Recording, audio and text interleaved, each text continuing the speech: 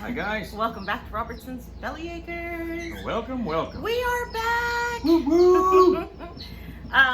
It has been a crazy, emotional, stressful Roller coaster of emotions for the last 5 days.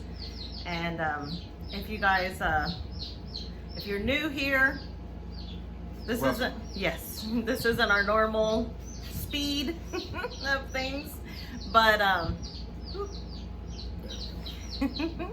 but we just wanted to kind of, we've always been real. Yes, we've always tried to keep it real and let you guys know that we're not who we are. Who we are on camera is the same people we are off camera. We don't ever want anybody to say, well, they're fake, they do this and they do that, but they're really doing this. Yeah, where we share a big part of our life with you guys. There's very little that we don't put out here. Because you guys are family to us. You're family to us, and you guys are invested. I mean, it's we get a lot of love and support from you guys, and that's why we feel like we're talking to family. Yes, so we share the ups and the downs.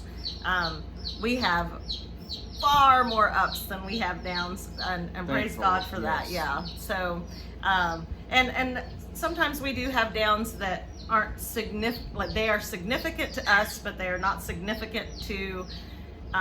They're not significant in life. Yeah. So we don't share that kind of stuff. I mean, we just don't want to be Debbie Downers. Right. So I guess to start off, we are a blended family. Rusty and I got together 11 years ago. 11? Yes, 11 years ago. We've known each other since 2004, I guess. Yeah, we've known each other about 16 years. But my wife and I were friends with Rachel and her husband, and Rachel worked with my mom. I mean, we've known each other, like I say, a lot of years. Yeah, I tease Rusty all the time. I was a Robertson long before I married him. I was part of that family long before I spent Christmases with them. And any major holiday, you could count on Rachel and the kids being there. Yes. Well, and a lot of times just me and the kids. So anyway, when we got together, I had 2 biological children with my first husband, Lynn, and Rusty, and he had 1 biological son with his ex-wife, Peg. And so we like to joke that when we got together, it was these 2 bachelors taking on the world, Rusty and his little boy. And that's the way it was. I mean, they were wild, y'all. We weren't that wild. Rachel was the helicopter mom that didn't let the kids go outside and play in the privacy fenced backyard unless she was with them. Yeah. I, on the other hand, at 7 Amos said, "Dad, can I go to the park?" "Yeah, be back in an hour." And when we got together, Amos was 9. So let's kind of backtrack. When Rusty and I got married, I guess when we moved in together, the children were not, 7, 9, and 11. 7, 9, and 11. So, and we've been together, like we said, 11 years. And so our kids have grown up. They're all grown. They're all moved out. We got 2 having babies. And they're all still intact. We did okay, you guys. But when you have a blended family, there is a lot that comes into that. So raising the children, we stayed very involved with our ex-spouses. And we made sure to keep them involved. As far as making sure the kids went for visitation, making sure that if there was any major decisions to be made, we included them. Mm-hmm. We made sure that all 3 kids knew that we were all a united front. Mm-hmm. And I think my favorite thing to say to the kids always was, how blessed are you to have so many people who love you so much? So, and it wasn't a competition, never a competition. It was always just, we all love the children, and let's be honest, when you have a child with somebody, you love that person till the end of time.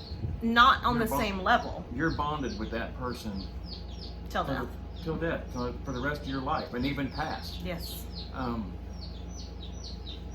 So, anyway. Sorry. So, anyway, Thursday, we had both gotten home from work, and our ritual, like you guys need to know, our ritual when we get home from work, we're usually just overheated, and it's just a crazy day. So we will just go and just lay down on the bed, just lay on the bed with the ceiling fan going, and just cool off. Yeah, the ceiling fan just cool off. But this week was different because we were supposed to go to the 41.36. Yes, we were leaving. The holiday. Our plan was to leave Friday afternoon as soon as I got off work. Rusty had changed his shift at work to where he worked the morning shift, and I was supposed to get off work at 3. And Rusty was going to have everything ready, and we were going to jump in the car and go, and we were going to spend the whole weekend at the 41.36.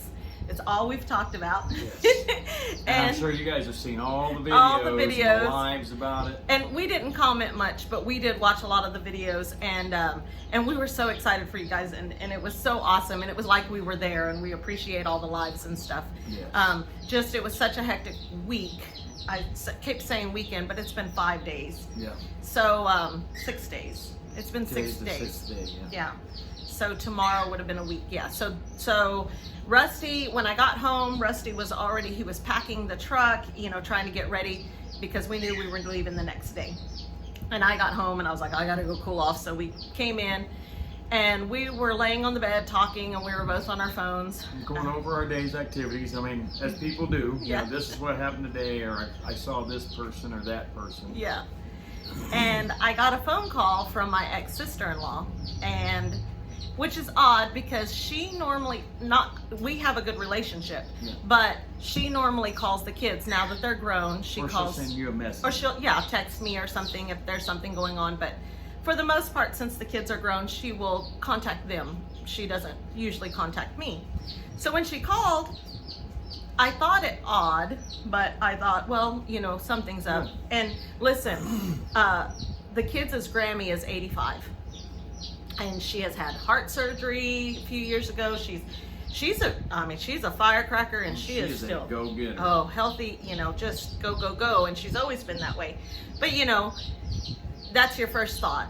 And so when she called, she said that I needed to, she said it so calm. But matter of fact. That's just the way my ex-husband's family is. Like, they are very quiet, they are very reserved, they are very private. And, but she just said it, and I'm totally opposite, as you guys can see. Rusty and I are very, open book. And she just said very matter-of-factly that Lynn had passed away. And we were dumbstruck because Lynn's only 57. He would have been 58 this month. And she said, I don't want to tell the children over the phone, and I need you to go let them know. Nobody knew exactly what happened.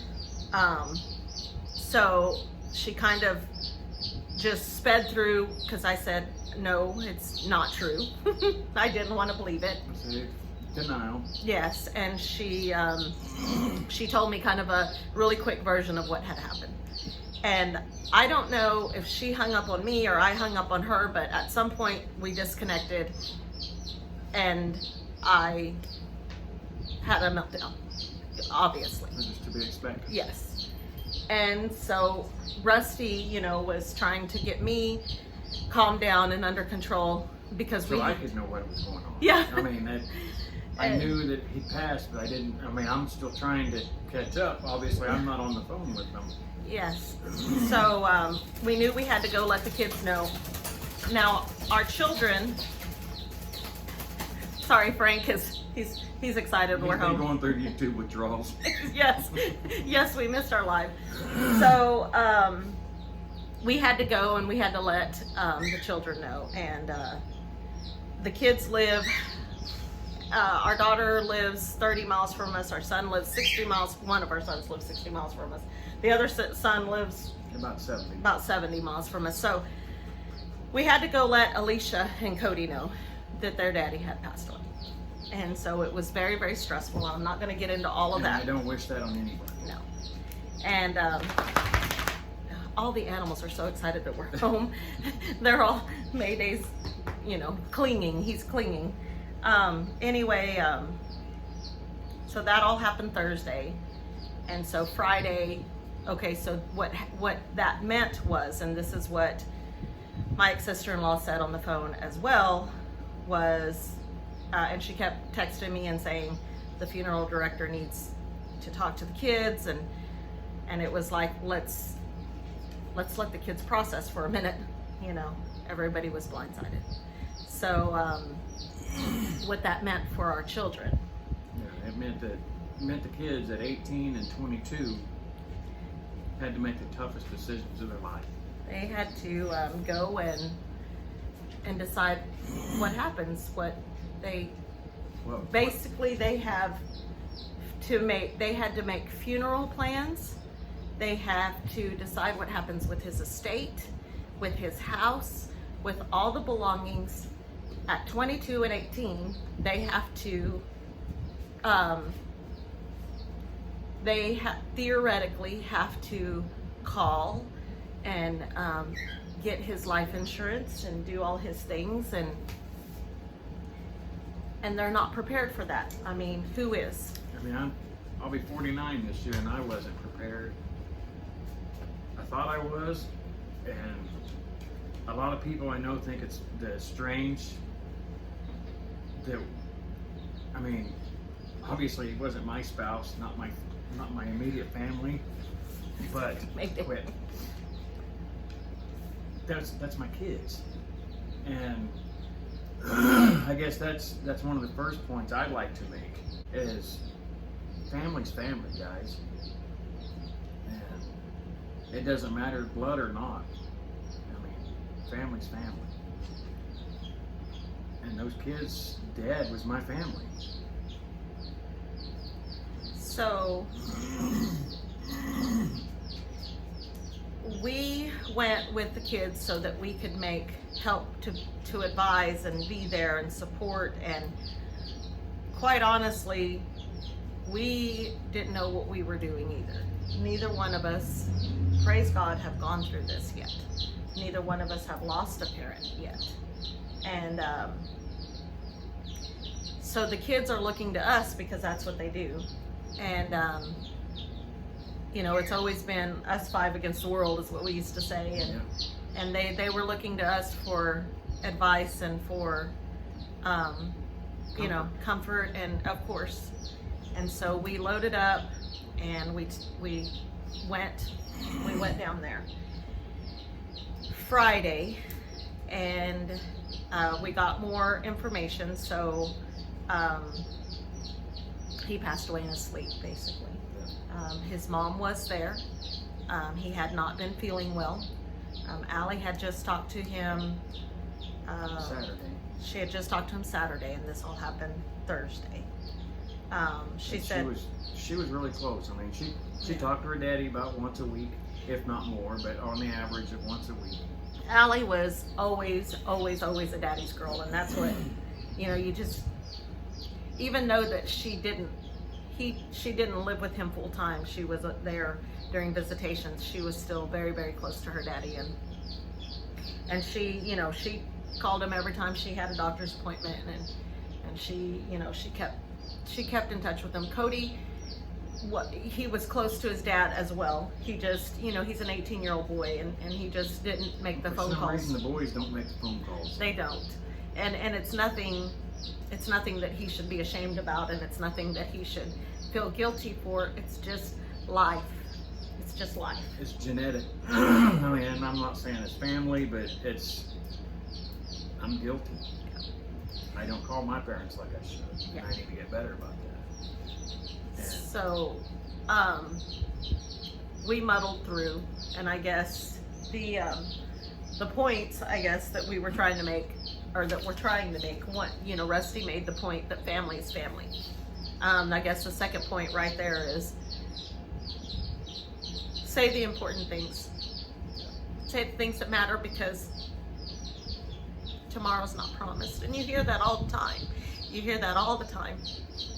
But it's not real until it's real. And so the other thing that we did learn while we were trying, because like we said, this is new to all of us, is that we all grieve differently. Yes. And my way of grieving may not necessarily be Allie's way of grieving or Cody's way of grieving. And so my thought process was, let's get closure. So we're going to, now mind you, Cody's baby is a month and a half, I was gonna say years, a month and a half old. And Allie is due on the 20th. And her doctor let her make the trip because of the circumstances. So our main concern was Allie, her doctor let her go, but he made her come and pick up her medical records first, in case the stress induced labor while we were there. Y'all, back home is 7 hours from here for us. Yep. And so we were 7 hours from home.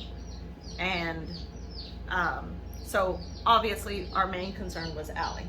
You know, we were watching her like a hawk. Oh. It was very stressful. That child made me nervous. She was a ticking time bomb. But we did have to joke. I was born and raised in Kansas. She was born and raised in Oklahoma.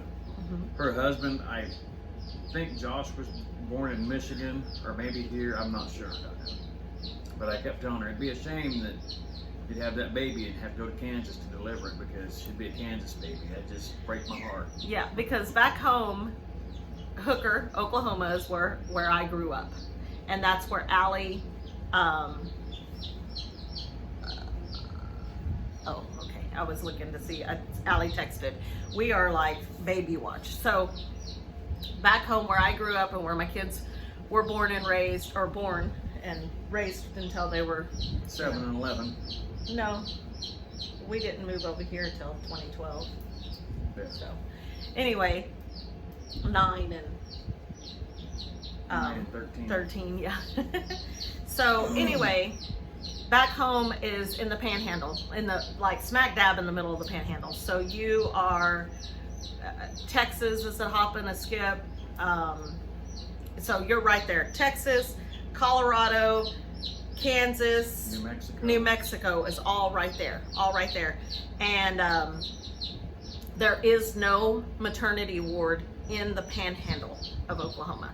There used to be one in Guyman, which is 20 miles from Hooker, and that's where I had my kids. That's where I had Allie and Cody. And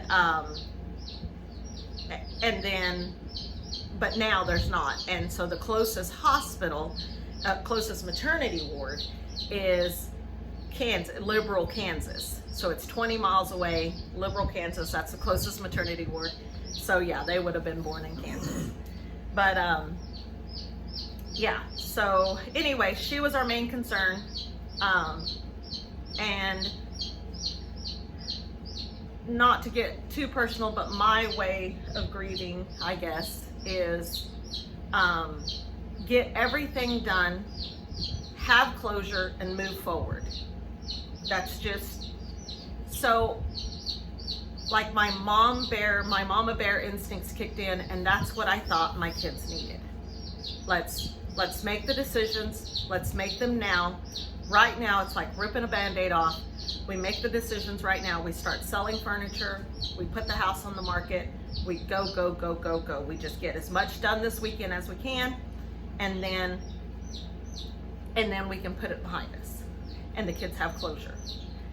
And not, like Rusty said, not have to go through it twice. I'd say it's kind of like one major blow instead of having multiple blows to get through this. You know, yeah. And that's not the way everybody deals. No. So Cody he came back a day earlier than we did. They went through stuff. They went through all the stuff and picked out the things that they wanted, and that was probably the hardest thing. Well, that and them signing papers was just the hardest thing for me. So your instincts are protect your children, and I couldn't do that because ultimately they are next of kin, and they had to do everything, including signing papers for permits for cremation. And that's the hardest thing, to watch your children have to make these decisions for their dad. And so it was really hard. It was a hard thing. It was emotional. There was just so much. And we realized that me pushing so hard was causing an issue with Allie. And she grieves in a whole different way.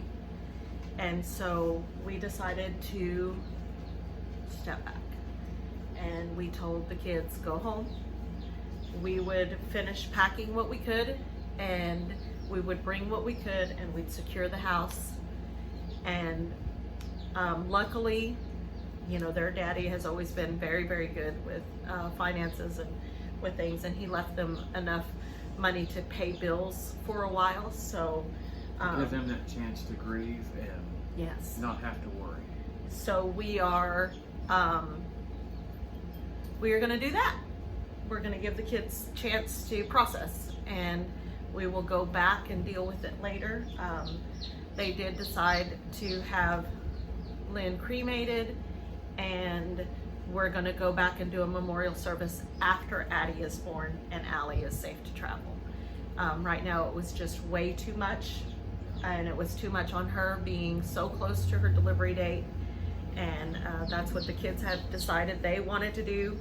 And so another point, as we were going through all of his stuff, you know, reminiscing and talking about things. I mean, this was a house that Lynn and I bought together.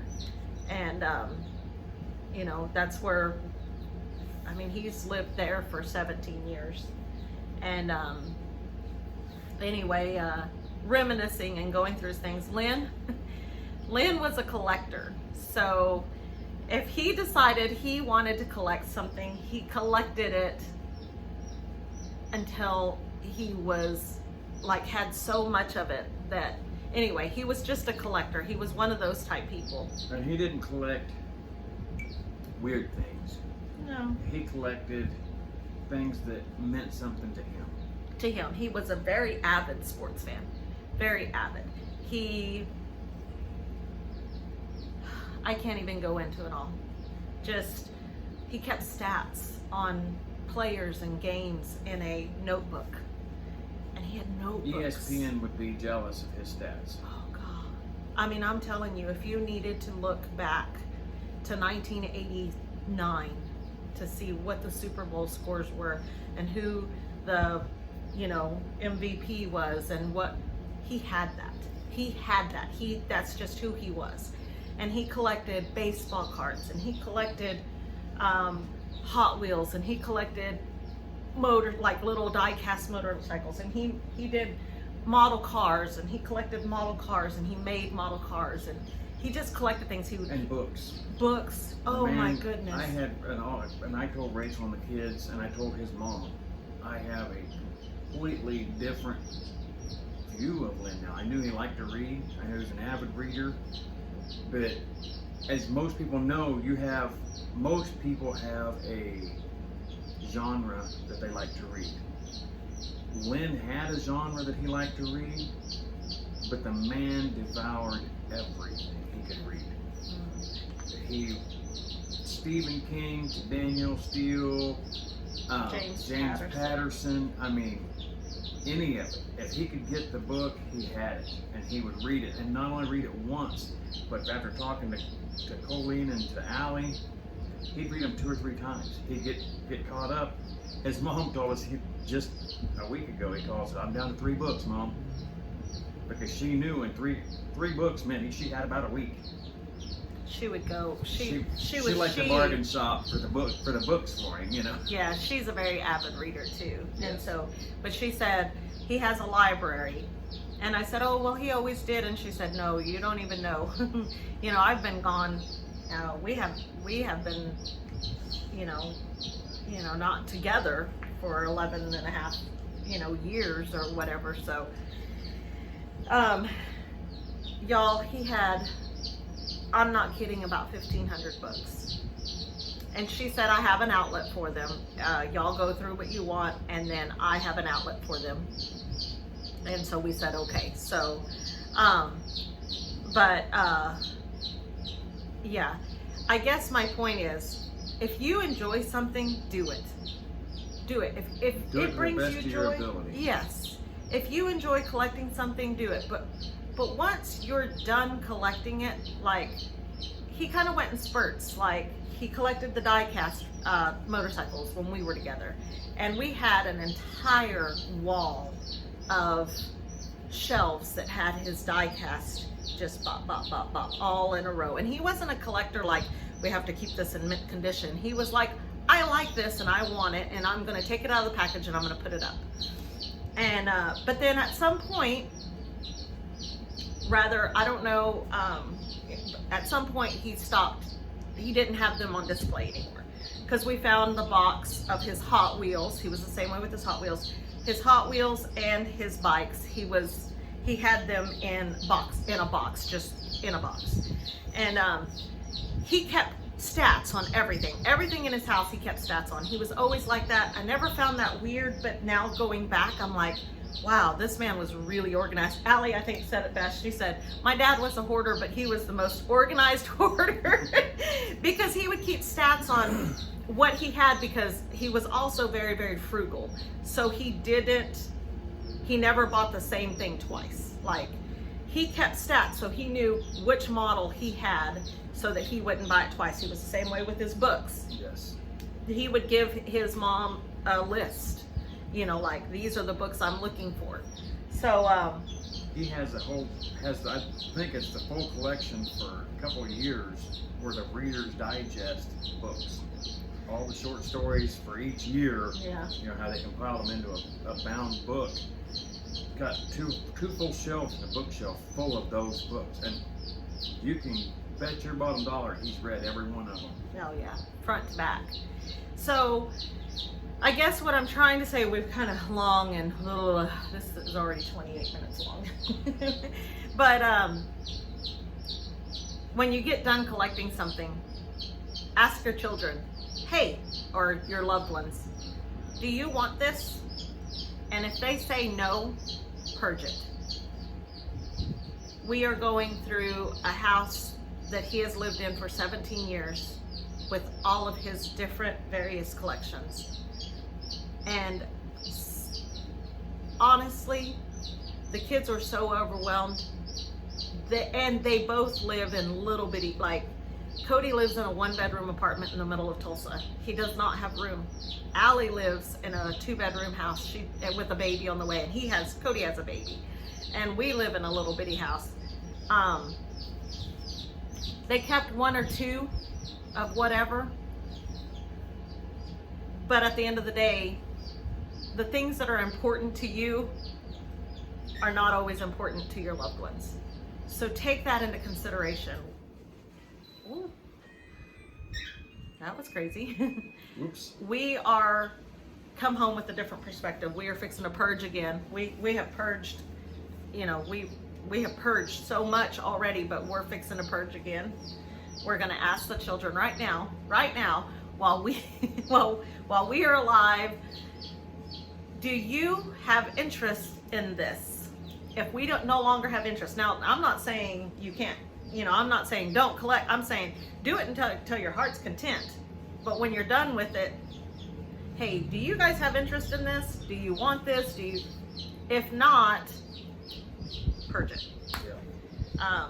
So one thing that I have found that we just sitting here looking around that we collect, that's DVDs. Our kids have zero interest in DVDs. And we purged so many DVDs from Lynn's house. We started to have an estate sale. That was part of me pushing.